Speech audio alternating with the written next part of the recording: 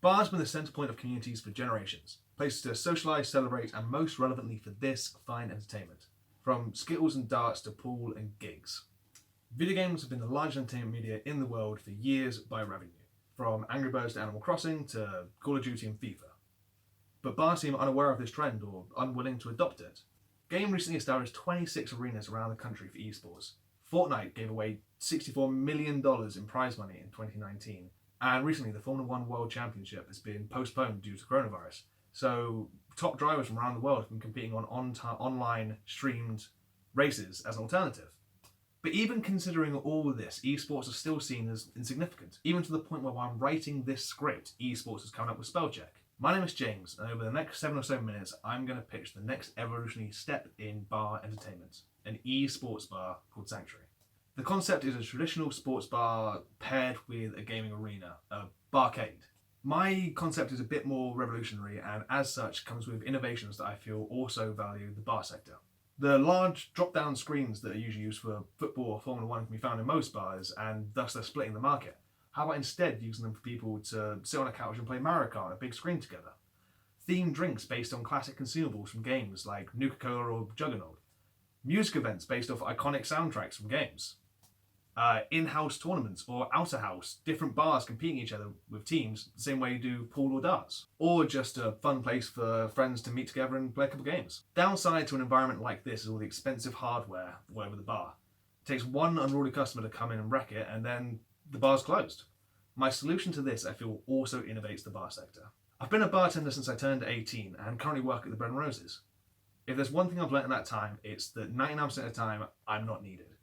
Customers could just as easily refill their glass for a pint of lager as I could do it for them. In fact, if they did do it themselves, that would free me up for a more skill-dependent job like make a cocktail. The solution is a membership card. The membership card is necessary to use most of the bar's features. Money will be added to the card to make purchases more convenient. It also comes with benefits of the more money you put on in one transaction, you get a discount on everything you use with it. This incentivizes people to stay with the business and continued patronage. Also, it rewards regulars, as if they know they're going to spend £100 in the business over the next couple of weeks, then why not put the £100 on in one lump sum and have a 10% discount? An additional convenient innovation is the idea of customers serving themselves. Tables with beer kegs installed in them, beer cooled from the lines to the tap on the table. People will purchase this by inserting their membership card and pouring the beer the same way you would petrol. A digital readout will tell you how much has been deducted from your account as the beer pours. This minimises queues at the bar, as when customers just want a refill of their pint, they can do it themselves. And this does minimise the risk of someone coming in and wrecking any of the equipment, as when you sign up for the membership card, your contact details will be on file, so any repercussions for damage or inconvenience caused can be easily pursued. Sanctuary is aimed towards the younger generation of millennials and Gen Z. Bars have been closing at a steady rate for a few years now, and many blame this on younger generations. This is a convincing argument, as 25% of 16 and 24-year-olds do not drink, and for those that do, the high price of going out compared to the price of a six-pack of lager from a supermarket and sitting on your sofa with your mates, it's not much of an incentive to leave your house. I feel bars have been unwilling or unable to evolve with the times and keep the cultural significance they've enjoyed for so long, often offering no additional services than being a place to buy alcohol and consume it. The exception to this would be the rise in gastropubs. This does little to incentivise younger audiences from going to bars, as the family-friendly nature of a restaurant is not the ideal setting for a group of friends for a night out. Also, most young people cannot afford to eat out regularly. This leads me to believe there is a significant market for the product I'm proposing.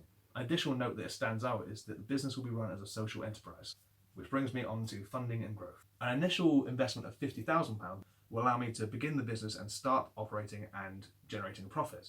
Once I'm generating profit, I can invest this back into the business for innovation and growth. A bonus of beginning operations and then implementing innovations further down the line is that I can receive feedback from the community. The £50,000 initial investment would be broken down as follows, assuming that I'm acquiring a property that's already set up as a bar. Property expenses such as rent, deposits, tax, fire checks, etc. Licenses for sale of alcohol, live music and play music. The initial stock order of kegs, spirits and mixers. Necessary design changes in order to establish a recognisable brand. Enough money to cover staff payments for the first 2 weeks, as well as auxiliary staff such as an accountant. Insurance, and finally the hardware that is necessary to set the bar apart from the competition. This initial launch will put me in a position to do a shakedown of the day-to-day runnings. For the first year, the plan will be just to cement the foundations and generate capital, experience, and knowledge about where to go next. Also, operating for a full calendar year will give me an idea of how trade changes depending on the seasons. The second year will be used to grow the business from the initial location.